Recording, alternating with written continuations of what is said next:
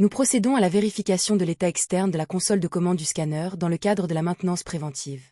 Oui, cette étape permet de s'assurer que tous les éléments visibles de la console sont en bon état et fonctionnent correctement. Je commence par inspecter les écrans de contrôle afin de vérifier l'absence de fissures, de défauts d'affichage ou de traces d'usure. Très bien. Il faut également contrôler le clavier, la souris et les dispositifs de commande pour garantir une bonne réactivité pendant l'utilisation. Je vais aussi vérifier l'état des câbles externes et des connecteurs afin de détecter toute anomalie ou mauvais branchement. N'oublie pas de contrôler la propreté générale de la console, car l'accumulation de poussière peut affecter les performances du système. Les équipements semblent en bon état et aucune détérioration externe n'a été observée. Parfait. Cette inspection permet de prévenir les dysfonctionnements et d'assurer une utilisation sécurisée et fiable du scanner. Une maintenance préventive régulière contribue également à prolonger la durée de vie des équipements biomédicaux. Exactement, et elle garantit aussi la continuité des examens radiologiques dans de bonnes conditions de travail et de sécurité.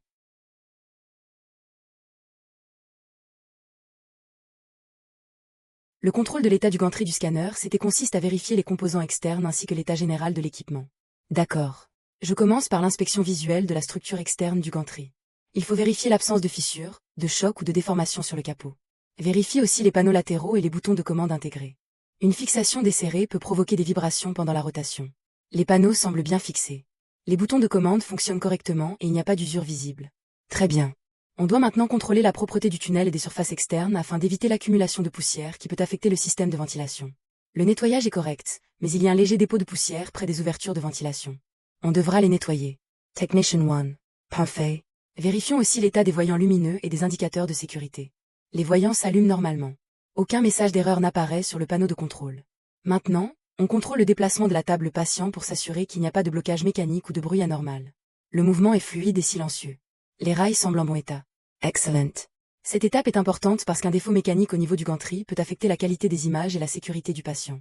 Oui, et la maintenance préventive permet aussi de détecter les anomalies avant qu'elles ne provoquent une panne complète du scanner.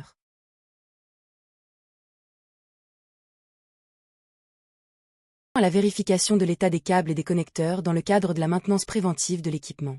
Oui, cette étape est très importante parce qu'un câble endommagé ou un connecteur desserré peut provoquer des défauts électriques ou même une panne complète du système.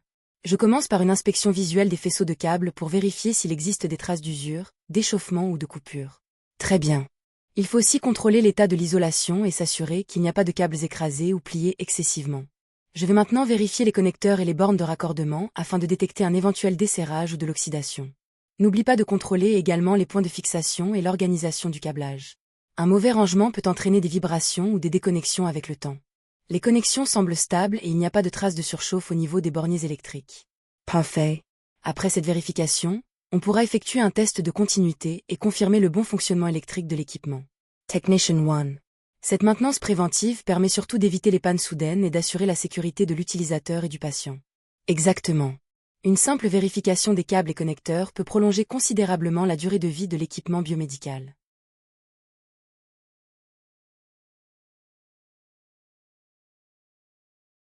Le contrôle mécanique du scanner permet de vérifier le bon fonctionnement des éléments mobiles du gantry ainsi que l'état du tube radiogène.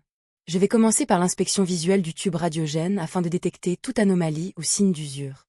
Vérifie également les fixations mécaniques et l'état des supports pour éviter les vibrations pendant la rotation.